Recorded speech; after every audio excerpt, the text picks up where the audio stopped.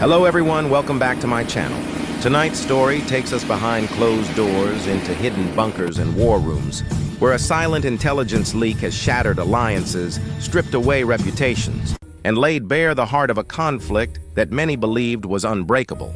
What you're about to hear is the human face of strategy and failure, of leaders scrambling and soldiers watching in stunned disbelief as the gears of war grind to exposed metal. It's not pretty, it's raw, and it's real.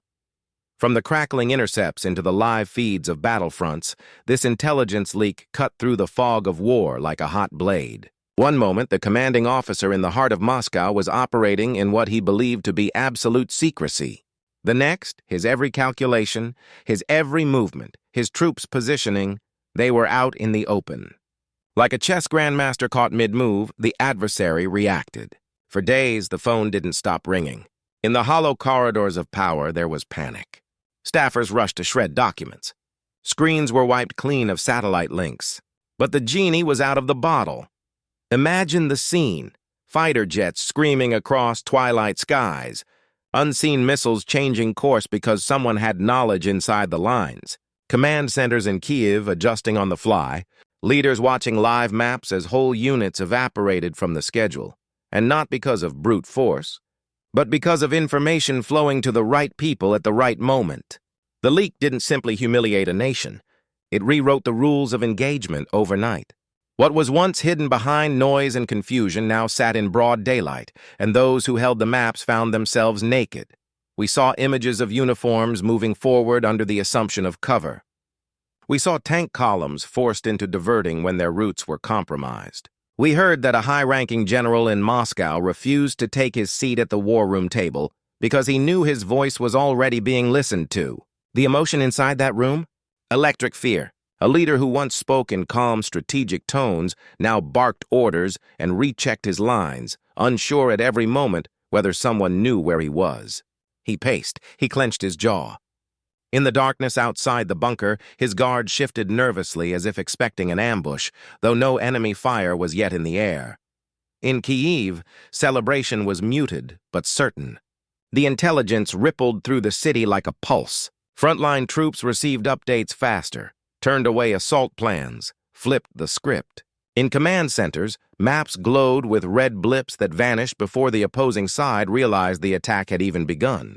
It wasn't just about bombs and bullets. It was about knowledge, timing, the element of surprise returned to the righteous.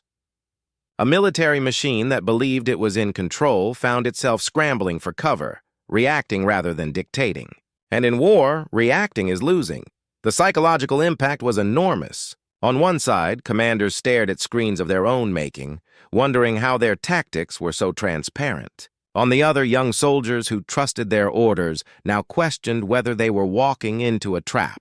The confidences of leadership were shaken. The unshakable were shaken. The leak spawned distrust, paranoia, whispers of traitors and moles, and the corridors of power echoed with silent accusations and pointed fingers.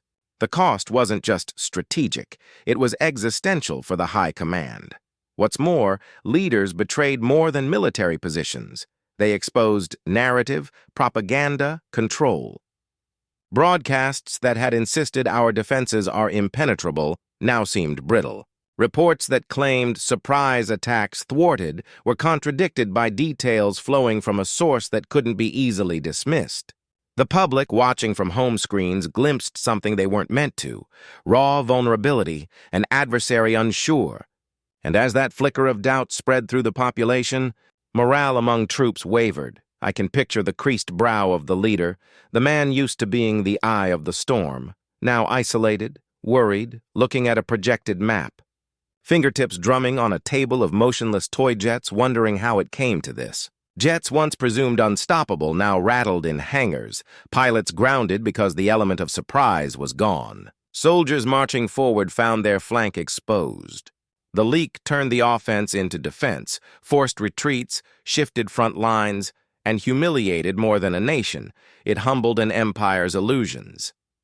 Now let's talk about the battlefield impacts. Strategic bases whose locations were secret suddenly became firing zones. Air defense setups lost their silent cover. Logistics hubs were revealed. Fuel depots planned for unseen resupply were disrupted because someone had the blueprint. A fleet that moved under the hush of night found its routes anticipated by the defender, repelled before contact. Artillery units found themselves targeted with uncanny precision. Why? Because someone had seen the plan before it launched. In leadership chambers, arguments flared. One senior marshal demanded to know who handed this to the enemy. The other side in Kyiv watched the confessions, the finger-pointing, the way the memo went unsealed and the strategy became open source.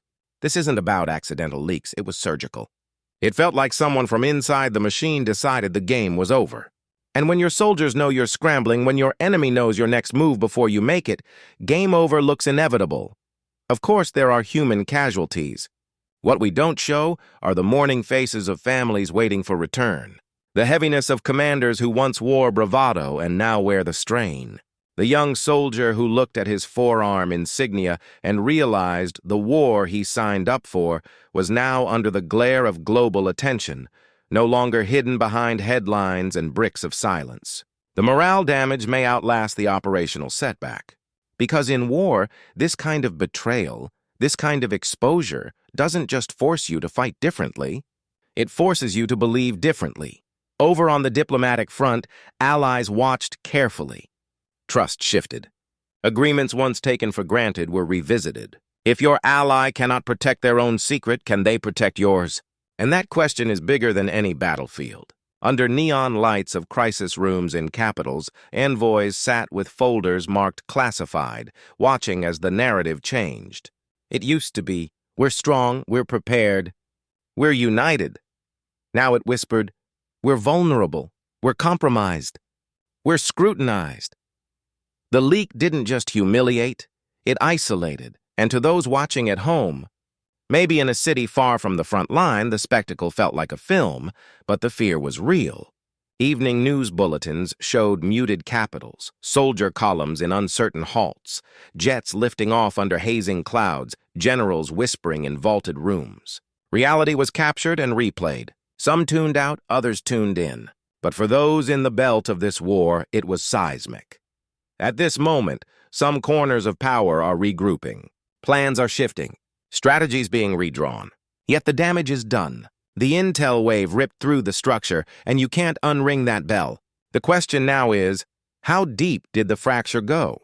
Will the side exposed find a way to rebuild trust, regain surprise, restore confidence? Or will the ripple grow into a crack that cannot be patched? Time will tell, and as watchers, as analysts, as humans, we look on with bated breath.